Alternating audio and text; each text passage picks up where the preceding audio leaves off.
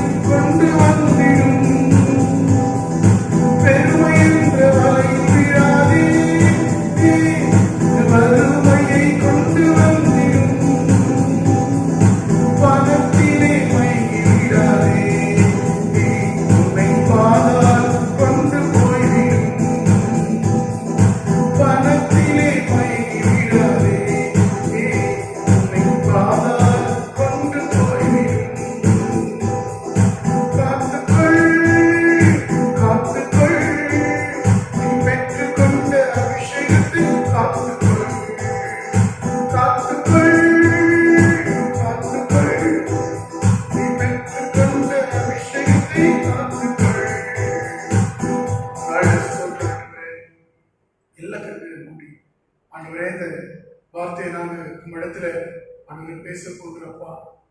ஆண்டவரே, நீங்க எங்களுக்கு கொடுத்த வார்த்தைகளை உங்களுடைய ஜனங்களுக்கு கொடுக்கும்படியாய் எங்களை நீங்க தகுதி கொடுத்துவீராக.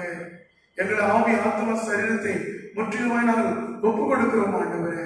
இந்த காலை பொழுதுல உபவாச நாளில கூட ஆண்டவரே, நீர் எங்களை அழைத்த அழைப்பிலே நாங்கள் நிலைத்திருக்கும்படியாய் அந்த அழைப்பை ஆண்டவரே நாங்கள் ஆண்டவரே அதில் ஜாக்கிரதையா இருந்து அதை தெரிந்து கொள்வதை அறிந்து அதில் ஓடுகிற அந்த கிருபையினாலே எங்களை நிரப்பும்படியாய் இந்த காலை வேளையில ஒப்பு கொடுக்கிறோம் ஆண்டவரே. எங்கள் ஆவி, எங்கள் ஆத்மா, எங்கள் சரீரங்களை வந்து ஒவ்வொரு பிள்ளைகளுடைய ஆவி ஆத்மா சரீரங்களை நாங்கள் ஒப்பு கொடுக்கிறோம் ஆண்டவரே. ஆண்டவரே, நான் உலகத்தால் அல்லாதது போல நீங்களும் உலகத்தால் அல்ல என்று சொல்லப்பட்டிருக்கிறது. அந்த வார்த்தைப்படி ஆண்டவரே நாள் ஸ்தோத்திரம். இந்த அழைப்பை குறித்து கர்த்தர் எங்களோடு கூட தெளிவாய் ஆண்டவரே எங்கள் ஜனங்களோடு கூட நீர் பேசுவீராக. இயேசு கிறிஸ்துவின் நாமத்தில் நல்ல பிதாவே, ஆமென். ஹல்லேலூயா. நாள் ஸ்தோத்திரம். இந்த காணொலி மூலமாக பார்க்கிற உங்கள் யாவருக்கும் இயேசு கிறிஸ்துவின் நாமத்தில வாழ்த்துதலையும் நன்றியும் தெரிவித்துக் கொள்கிறேன். இதனால கர்த்தருடைய பிரதான கிருபையினால உங்களை தொடர்ந்து இந்த காணொலி மூலமாக பார்ப்பதில் ஆண்டவரே இந்த நாளில் ஸ்தோத்திரம். எங்களுக்கு ஒரு புறம் துக்கமாக இருந்தாலும் ஆண்டோட வார்த்தையை சொல்லும்படியாக இந்த நாளில் ஆண்டவர் இந்த சாதனங்களை ஏற்படுத்தி கொடுத்திருக்க அப்படின்னால நான் பிதாவாகி தேவனை இயேசு கிறிஸ்து நாமத்தில் ஸ்தோத்தரிக்கிறேன். நல்ல நம்ம வாசிப்போம். 2 பேதுரு 1ஆம் அதிகாரம் 5, 6, 8, 9, 10, 11ஆவது வசனம் முடிய நாம் வாசிக்க கேட்க போகிறோம். இப்படி இருக்க நீங்கள் அதிக ஜாக்கிரதை உள்ளவர்களாய் உங்கள் விசுவாசத்தோட தைரியத்தையும், தைரியத்தோட ஞானத்தையும், ஞானத்தோட இச்சை அடக்கத்தையும், இச்சை அடக்கத்தோட பொறுமையையும், பொறுமையோட தேவ பக்தியையும், தேவ பக்தியோட சகோதர சிநேகத்தையும், சகோதர சிநேகத்தோட அன்பையும் கூட்டி வழங்குங்கள். இவைகள் உங்களுக்கு உண்டாயிருந்து பெருகினால் உங்களை நம்முடைய கர்த்தராகிய இயேசு கிறிஸ்துவை அறிகிற அறிவிலே வீணரும் கனியற்றோருமாய் இருக்க வேண்டாது. இவைகள் இல்லாதவன் எவனோ அவன் முன் செய்த பாவங்கள் அற தான் சுத்திகரிக்கப்பட்டதை மறந்து கண் சொருகி போன குருடனாய் இருக்கிறான். ஆகையால் சகோதரரே, உங்கள் அழைப்பையும் தெரிந்து கொள்ளுதலையும் உறுதியாக்கும்படி ஜாக்கிரதையாயிருங்கள். இவைகளை செய்தால் நீங்கள் ஒரு காலம் இடறி விழுவதில்லை. ஹல்லேலூயா. கர்த்தருடைய நாமம் இந்த காலங்களில மகிமைப்படுவதாக. நல்ல ஸ்தோத்திரம். நீங்க நல்லா கவனிக்கணும். அந்த வார்த்தை சொல்லுகிறது 10ஆம் வசனத்துல, ஆகையால் சகோதரரே, உங்கள் அழைப்பையும் தெரிந்து கொள்வதில் உறுதியாகும்படி ஜாக்கிரதையாயிருங்கள். இவைகளை செய்தால் நீங்கள் ஒரு காலம் இடறுவதில்லை. எவைகளை செய்தால், இவைகளில் போட்டிருக்கு. அப்ப எவைகள்? நல்ல ஸ்தோத்திரம். நம்ம அந்த இடத்துல பரிசுத்த ஆவியானவர் நமக்கு அழகாக கோடிட்டு காட்டுகிறார். இவைகளெல்லாம் நீங்க செய்தால் ஒரு காலம் என்ன பண்ணுவதில்லை, இடறுவதில்லை. அப்ப இந்த நாட்கள்ல அப்போஸ்தலனாகிய பேதுரு இந்த அழைப்பை குறித்து இவ்வளவு தெளிவாக இந்த இடத்துல எழுதி வைத்திருக்கிறார். நம்ம அழைப்பையும் நம்ம தெரிந்து கொள்வதிலையும் உறுதியாகும்படி எப்படி இருக்கணுமா, ஜாக்கிரதையா இருக்கணும் அந்த விஷயத்துல. அப்ப இந்த அழைப்பை தெரிந்து கொள்வதிலும் எதுக்காகன்னா, நம்ம வாசிச்ச அந்த பகுதியை திரும்ப 5வது வசனத்தை நாம் வாசிப்போம். இப்படி இருக்க நீங்கள் அதிக ஜாக்கிரதை உள்ளவர்களாய் உங்கள் விசுவாசத்தோட தைரியத்தையும். பாருங்க, விசுவாசம். உங்க அழைப்பை நீங்க நல்லா தெரிந்து கொள்ளணும், அதை உறுதியா ஜாக்கிரதையா இருக்கணும்னா முதல் படி விசுவாசம். கர்த்தருடைய நாமம் மகிமைப்படுவதாக. என்னை அழைத்தவர் யார்? யார் என்னை இந்த அழைப்பு கொண்டு வந்தது? நான் எதற்காக வருகிறேன், ஏன் இருக்கிறேன் என்று விசுவாசத்தின் முதல் படி. நம்ம விசுவாசம் யார் மேல இருக்கிறது? நம்முடைய விசுவாசம் முதல் காரியம் என்னது? விசுவாசம். இரண்டாவது பாருங்க, விசுவாசத்தோட தைரியத்தையும். தைரியம். ஆங்கில வேதாகமத்துல இது தைரியம் என்பது என்ன போட்டிருக்குன்னா நற்குணம். நமக்கு அழைப்பு தெரிந்து கொள்ளலும் நமக்கு இருக்கணும்னா நமக்குள்ள விசுவாசம் பெருகணும். ரெண்டாவது இந்த இடத்துல தைரியம் போட்டிருக்கு. ஆனா ஆங்கில வேதாகமத்துல அதுக்கு வார்த்தை நற்குணங்கள் நமக்குள்ள என்ன பண்ணணுமா, பெருகணும். கிறிஸ்துவுக்குள்ள நம்ம அழைப்பு நம்ம தெரிந்து கொள்ள எதுக்காகன்னா, முதலாவது நமக்குள்ள விசுவாசம் பெருகணும், ரெண்டாவது நமக்குள்ள நற்குணம் பெருக வேண்டும். வாசிப்போம். தைரியத்தோட ஞானத்தையும். ஞானம். ஞானம் என்றால் என்னென்ன, நன்மை தீமை என்னதென்று அதை புரிந்து கொள்கிற அந்த காரியத்துக்கு பேர் தான் ஞானம். ஞானம் இருந்தால்தான் நம்மளால நன்மை எது தீமை எது என்று சரியாக உணர்ந்து கொள்ள முடியும். அந்த ஞானத்தையும் ஞானத்தோட இச்சை அடக்கத்தையும். இச்சை அடக்கத்தையும். இச்சை அடக்கத்தோட பொறுமையையும். பாருங்களா, இச்சை அடக்கத்தோட கூட எல்லா காரியத்திலும் அந்த இச்சை அடக்கம். நல்ல ஸ்தோத்திரம். தேவன் ஒன்று சொன்னார்னா அதை செய்வார் என்று சொல்லி நம்ம காத்துக் கொள்கிறது தான் இச்சை அடக்கம். நல்ல இச்சை அடக்கத்தோடு கூட அதை தழுவியதோடு கூட பொறுமையையும். பொறுமையோட தேவ பக்தியையும். ஆமா, தேவ பக்தி. அந்த கிருபையும், தேவனுடைய கிருபையில தேவனுடைய சமாதானத்துல வளர்கிற அந்த தேவ பக்தியையும். தேவ பக்தியோட சகோதர சிநேகத்தையும். தேவ பக்தியோட எது வரணுமோ, சகோதர சிநேகம்.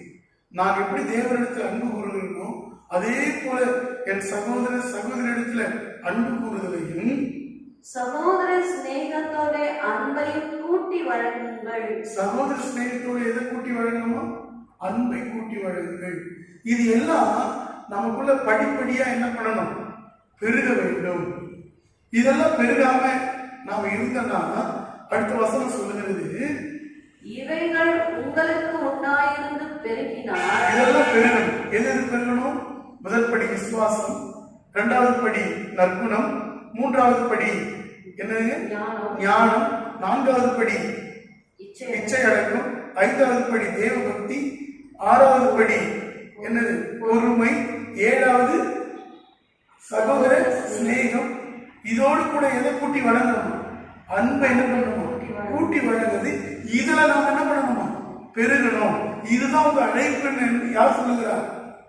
அப்போஸ்தலனாகிய பேதுரு பரிசுத்தாவுடைய ஏவுதலோடு கூட இதை எழுதி வைத்திருக்கிறார். இன்றைக்கு நம்ம ரட்சிக்கப்பட்டு ஞானஸ்நானத்தை அபிஷேகம் பெற்று வரும் பொழுது இந்த படிகள்லாம் நமக்குள்ள வளர்கிறதா என்று நாம் பார்க்கிறோம். இதெல்லாம் நமக்குள்ள பெருகிறதா அப்படி இல்லைன்னா என்ன நடக்குன்னு சொல்ல முடியும். இவைகள் உங்களுக்கு உண்டாயிருந்து பெருகினால் உங்களை நம்முடைய கர்த்தராகிய இயேசு கிறிஸ்துவை அறிகிற அறிவிலே வீணரும் கனியற்றவர்களுமாய் இருக்க வெட்டாது. இது அறிகிற அறிவினாலதான் நம்ம இருக்கிறோம். இது அறிகிற அறிவு இல்லாம போயிடுச்சுன்னா இவைகள் இல்லாதவன் எவனோ அவன் முன் செய்த பாவங்களால் தான் சுத்திகரிக்கப்பட்டதை மறந்து கண் சொருகி போன குருடனாய் இருக்கிறான். நாம் மகிமைப்படுவதாக இதெல்லாம் நமக்குள்ள வளரணும். இது இல்லாம ஏதோ ரட்சிக்கப்பட்ட ஏதோ வந்தோம் திரும்ப உலகத்தோட காரியங்களோட நம்ம உலகத்தின் காரியத்தோடு இழக்கப்பட்டு உலகத்தின் இதோடு இருக்கிறதுக்காக இந்த கிறிஸ்துவ ஜீவியத்துக்கு நாம வரல. கர்த்தருடைய நாம் மகிமைப்படுவதாக. இவைகளெல்லாம் இல்லாத அவன் கண் சொருகி போன குருடனான். அப்படின்னா உலகத்தின் காரியத்துல மதிமயக்கப்பட்டு உலகத்தின் காரியத்திலே அவன் கிடக்கிறான்னு அர்த்தம். கர்த்தருடைய நாம் மகிமைப்படுவதாக. நல்ல கண் சொருகி போன குருடனா இருப்பான். இன்னைக்கு இதெல்லாம் இருந்து நமக்குள்ள பெருகணும். இதுக்காக தான் ஆண்டவர் நமக்கு இந்த ஜீவனையும் இந்த ரட்சிப்பையும் நமக்கு சபையையும் நமக்கு உபதேசங்களை கொடுத்தது காரணம் என்னன்னா இந்த படிகள், இந்த நான் சொல்ற இந்த 7 படிகளும் நமக்குள்ள உண்டாகி அது பெருக வேண்டும். அப்படி பெருகினால் ஆகையால் சகோதரரே, உங்கள் அழைப்பையும் தெரிந்து கொள்ளுதலையும் உறுதியாக்கும்படி ஜாக்கிரதையாய் இருங்கள். இவைகளை செய்தால் நீங்கள் ஒரு காலம் இடறி விழுவதில்லை. இவைகளை செய்தால் நீங்கள் ஒரு காலம் என்ன பண்ண மாட்டீங்க, இடறி விழ மாட்டீங்க. இன்னைக்கு இந்த நாட்கள்ல நம்ம வீடுகள்ல இருக்கிறோம், இந்த வார்த்தைகளை கேட்கிறோம். நம்ம எதிலே வளர்ந்து கொண்டிருக்கிறோம்?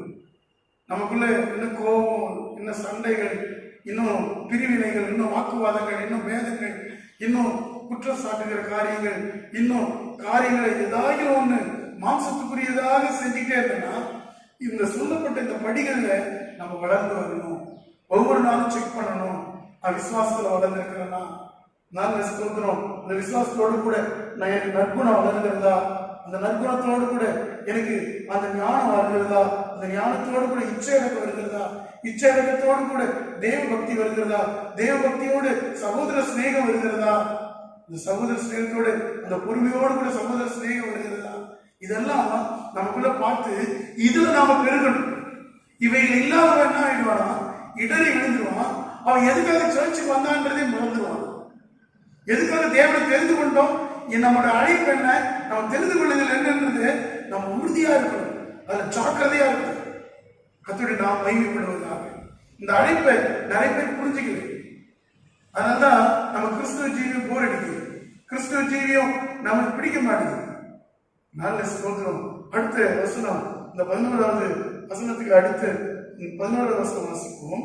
இவ்விதமாய் நம்முடைய கர்த்தரும் இரட்சகருமாகிய இயேசு கிறிஸ்துவினுடைய நித்திய ராஜ்யத்துக்கு உட்படும் பிரவேசம் உங்களுக்கு பரிபூர்ணமாய் அளிக்கப்படும்.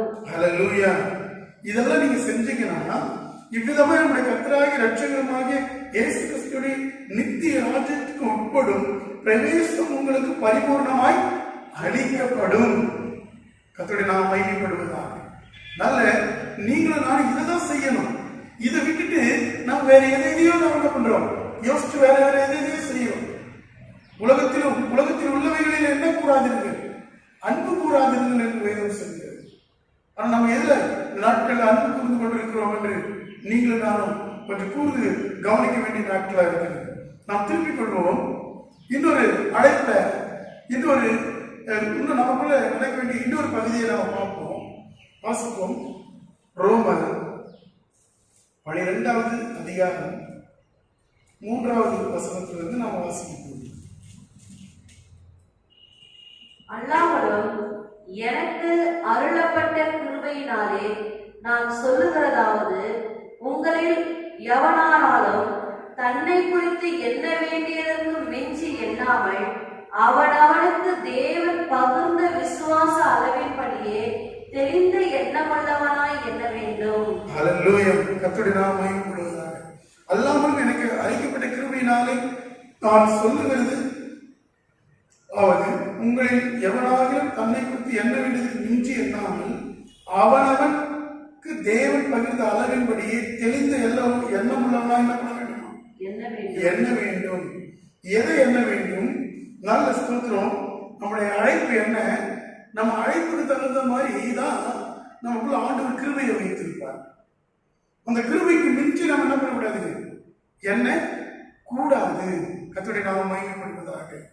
வாசிப்போம் 4வது வசனம்.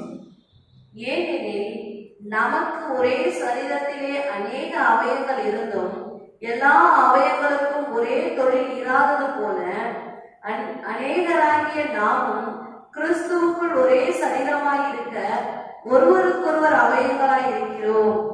நமக்கு அருளப்பட்ட கிருபையின்படியே நாம் வெவ்வேறான வரங்களுள்ளவர்களானபடினாலே நம்மில் தீர்க்க தரிசனம் சொல்லுகிற வரத்தை உடையவன் விசுவாச பிரமாணத்துக்கு ஏற்றதாக சொல்ல கடவன். ஊழியம் செய்கிறவன் ஊழியத்திலும், போதிக்கிறவன் போதிக்கிறதிலும், புத்தி சொல்லுகிறவன் புத்தி சொல்லுகிறதிலும் தரித்திருக்க கடவன். பகிர்ந்து கொடுக்கிறவன் வஞ்சனை இல்லாமல் கொடுக்க கடவன். முதலாளியானவன் ஜாக்கிரதையாய் இருக்க கடவன். இரக்கம் செய்கிறவன் உற்சாகத்துடனே செய்ய கடவன். ஹல்லேலூயா. கர்த்தருடைய நாமம் மகிமைப்படுவதாக. நல்ல கவனிங்க.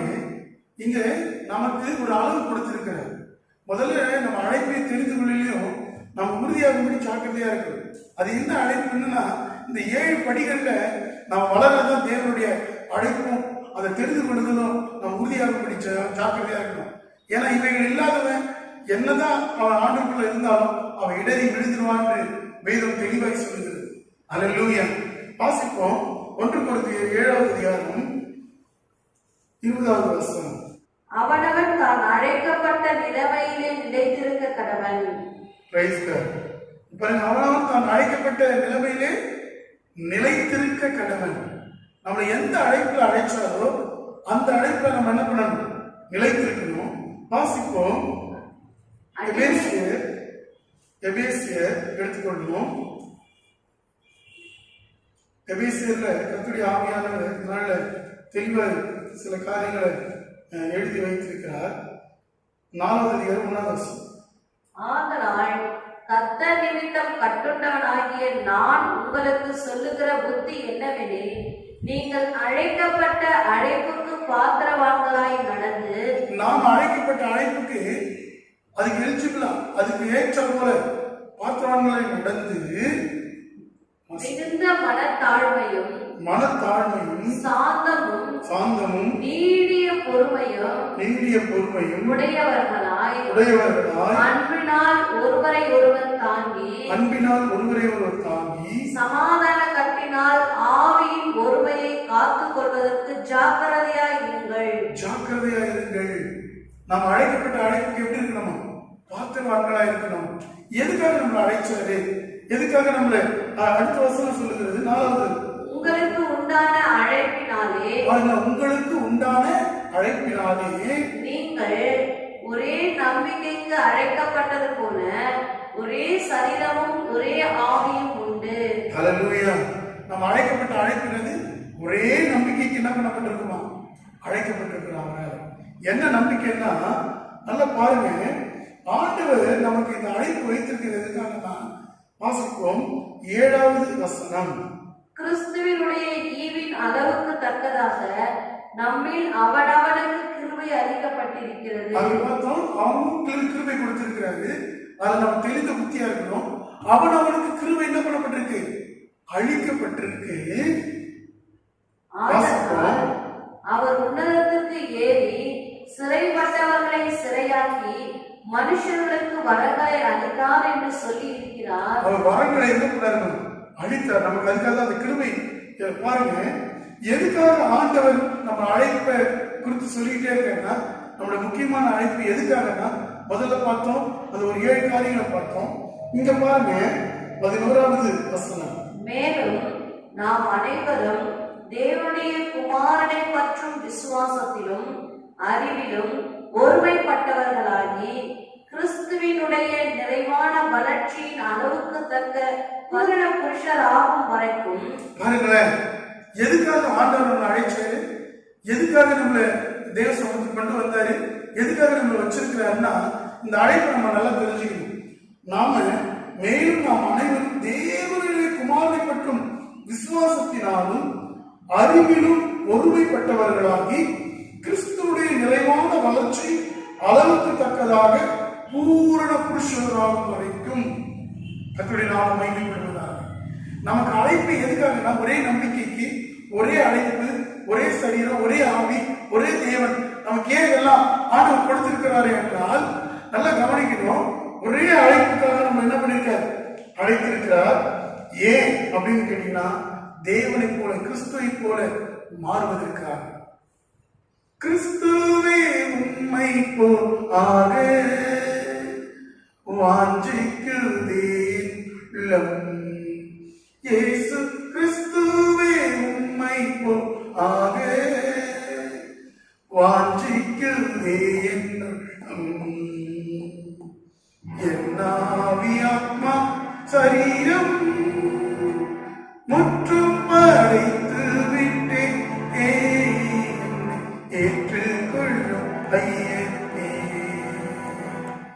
என் ஆவி ஆத்மா சரீரம் முற்றும் படைத்து விட்டேன், ஏற்றுக்கொள்ளும் ஐயனே. கிறிஸ்துவே உம்மை போல் ஆக வாஞ்சிக்குதே உள்ளம். ஹல்லேலூயா. கர்த்தருடைய நாமம் மகிமைப்படுவதாக. நம்ம அழைப்பை நம்ம நல்லா தெரிஞ்சுக்கணும். நல்லா அந்த அழைப்புக்கு நம்ம என்னவா மாறணும், பாத்திரவான மாறணும். கிறிஸ்துவின் அளவுக்கு நிறைவான தக்க அந்த வளர்ச்சி நமக்கு என்ன பண்ணணும், உண்டாகணும் அப்படின்ற வேதம் நமக்கு தெளிவாக சொல்லுகிறது. இன்றைக்கு உங்க அழைப்பையும் உங்க தெரிந்து கொள்ளையும் நீங்க தெரிந்து கொள்ளும்படி எப்படி இருங்க, ஜாக்கிரதையா இருக்கு. பேசிக்கான அழைப்பு. பேசிக்கா நம்ம என்னென்னலாம் கிறிஸ்துக்குள்ள வளரணும், எப்படிலாம் வளரணும், எந்தெந்த காரியத்தெல்லாம் கர்த்தர் நம்ம வளர்க்கிறாருன்றதை நாம நல்லா தெரிஞ்சுக்கணும். ஹல்லேலூயா. நல்ல நம்ம ஒரு 2-3 பாயிண்ட்ஸ் மட்டும் உங்களுக்கு நான் சொல்றேன். வாசிங்க 7வது அதிகாரம் 1 கொரிந்தியர் 7வது அதிகாரத்துல கர்த்தருடைய ஆவியானவர் இப்படி எழுதி வைத்திருக்கிறார். 15வது வசனம். ஆகிலும் அவிசுவாசி பிரிந்து போனால் பிரிந்து போகட்டும், இப்படிப்பட்ட விஷயத்தில் சகோதரனாவது சகோதரியாவது அடிமைப்பட்டவர்கள் அல்ல, சமாதானமாய் இருக்கும்படிக்கே தேவன் நம்மை அழைத்திருக்கிறார். சமாதானமாய் இருக்கும்படிக்கே தேவன் நம்ம அழைப்பு என்னன்னு தெரிஞ்சுக்கணும். இன்னைக்கு சாதாரண விசுவாசி எல்லாருக்கும் சமாதானமா நமக்குள்ள வரணும். சமாதானமா இருக்கும்படிக்கே தேவன் நம்ம என்ன பண்ணிருக்காரு, அழைத்திருக்கிறார். அடுத்தது நாம் வாசிப்போம் 1 தெசலோனிக்கேயர் எடுத்துக்கொள்வோம். 4வது அதிகாரம் 7வது வசனம்.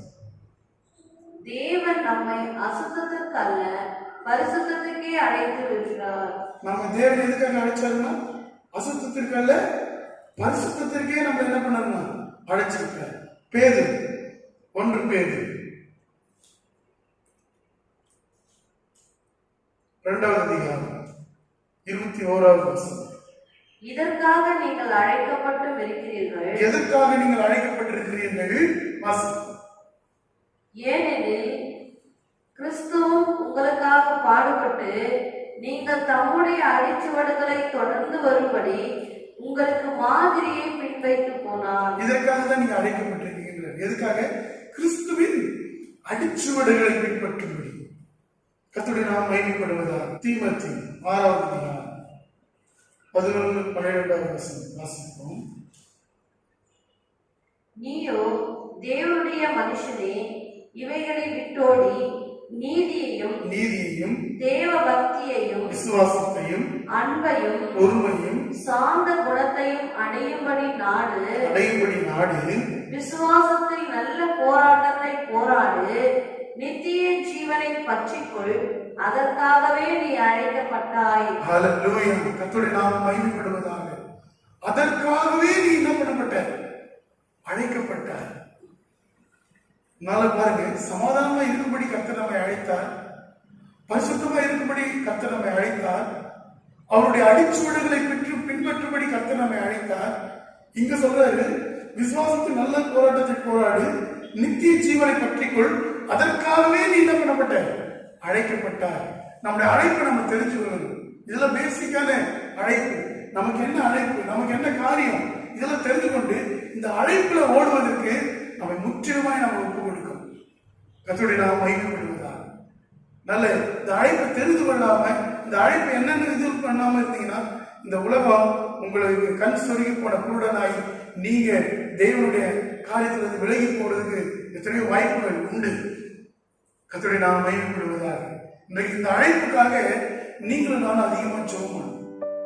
இந்த அழைப்பை தெரிந்து கொள்ளும்படி அதிகமா நம்ம ஜெபம். நான் பவுலை மட்டும் ஒரு காரியத்தை சொல்லி நான் முடிக்கலான்னு இருக்கிறேன்.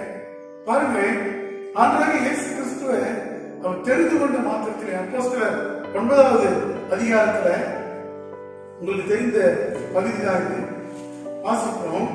பாருங்க, அப்போஸ்தலர் பவுலை ஆண்டவர் மதியான வேளையில் அந்த பிரயாணங்களில அவர் தமஸ்கு ஊருக்கு அங்க போகிறதுக்கு அவர் எத்தனைப்பட்டு கொண்டிருக்கும் பொழுது கிறிஸ்துவ ஜனங்களை துன்புறுத்தும்படியாக, அவர்களை கொல்லும்படியாக ஜபாலய தலைவரிடத்துல சுருள்களை வாங்கிக் கொண்டு அந்த அதிகாரத்தை வாங்கிக் கொண்டு போகிற வேளையில தான் கிறிஸ்து அவரை சந்திக்கிறார். வாசிப்போம் 4வது வசனம். அவன் தரையிலே விழுந்தான்.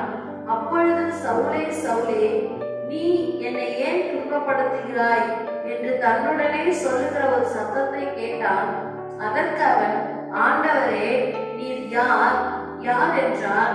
அதற்கு கர்த்தர், நீ துன்பப்படுத்துகிற இயேசு நானே, முள்ளில் உதைக்கிறது உனக்கு கடினமாம் என்றார். ஹல்லேலூயா.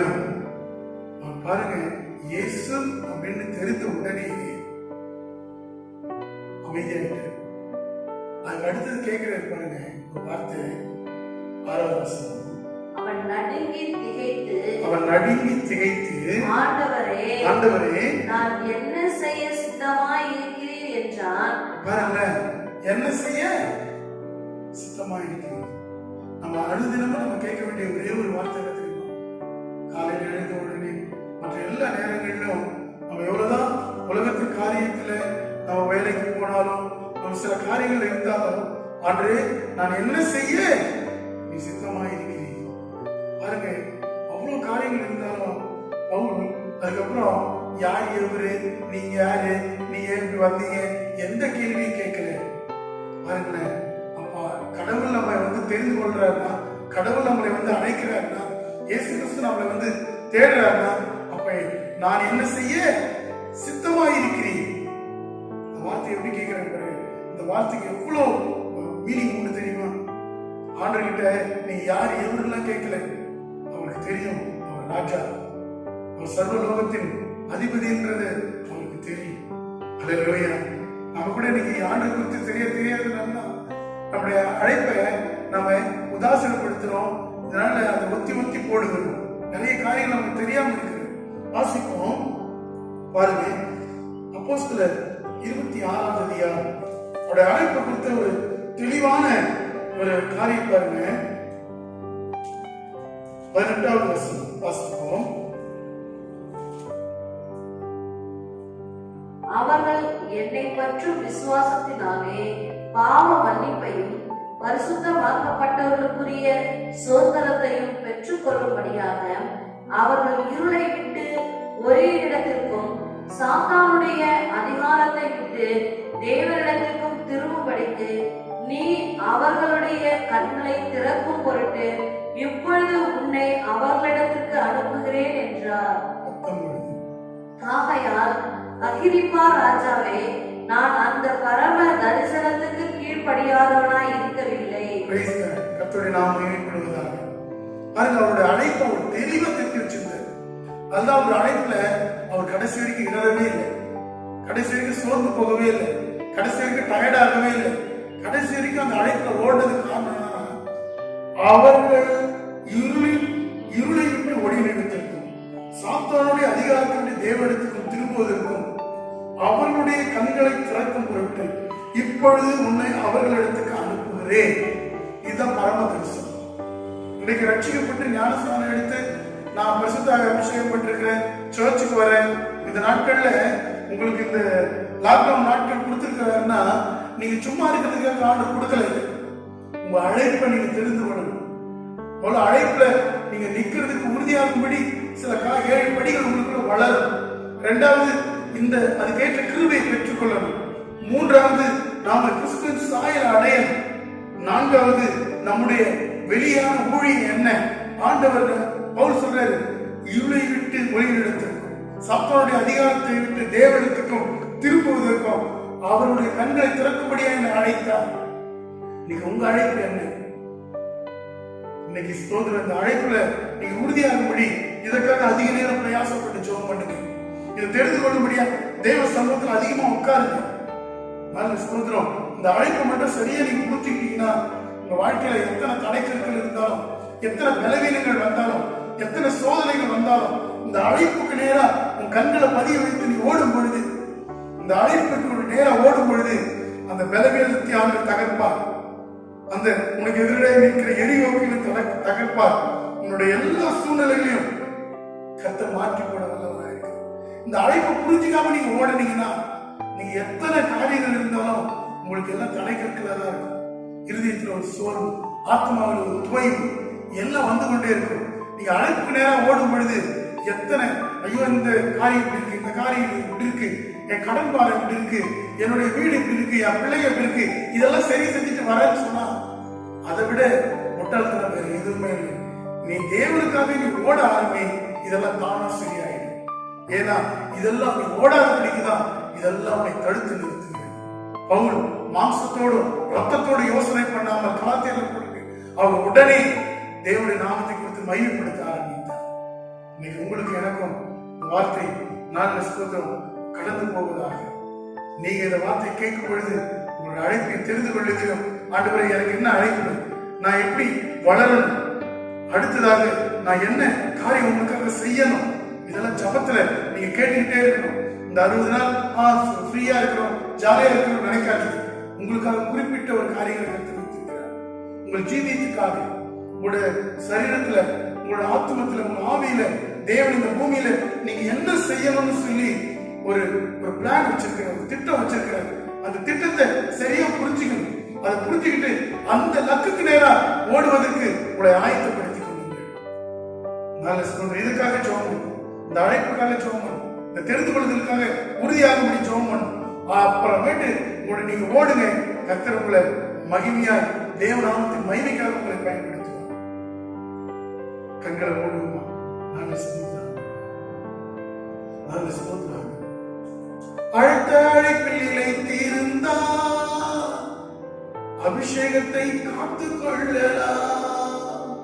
நீ அடுத்த அழைப்பில் நிலைத்திருந்தால் அபிஷேகத்தை காத்துக் கொள்ளலாம். அழைத்தவர் உண்மை உள்ளவர், உன்னை அனுதினம் நடத்தி செல்வாரே. அழைத்தவர் உண்மை உள்ளவர், உன்னை அனுதினம் நடத்தி செல்வாரே. காத்துக்கொள், காத்துக்கொள், பெற்றுக்கொண்ட அபிஷேகத்தை காத்துக்கொள், காத்துக்கொள், காத்துக்கொள், பெற்றுக்கொண்ட அபிஷேகத்தை காத்துக்கொள். எல்லா கண்களை மூடி, ஆண்டவரே, எனக்கு நீங்க எந்த அழைப்பு வச்சிருக்கீங்க? நான் எந்த காரியத்துல ஆண்டவரை வளரணும்? நீ ஞானம், நான் ஸ்தோத்திரம், விசுவாசம் தான் முதல் படி.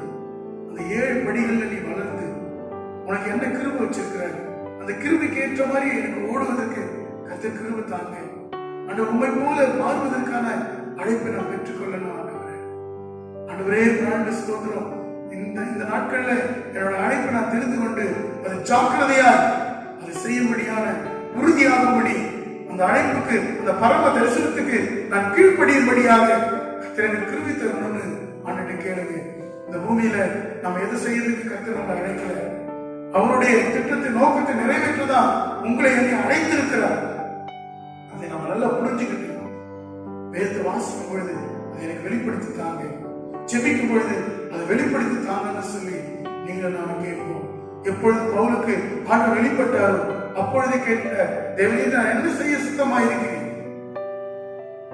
அவர் சொல்லுகிறார், இருளை விட்டு ஒளி நடத்திருக்கும், சாத்தானுடைய அதிகாரத்தை விட்டு தேவனிடத்திற்கும் திரும்புவதற்காக தான் கர்த்தரை தெரிந்து கொண்டார் என்று சொல்லி நீங்களும் நானும் தெரிந்து கொள்வதை தெரிந்து கொள்வோமா?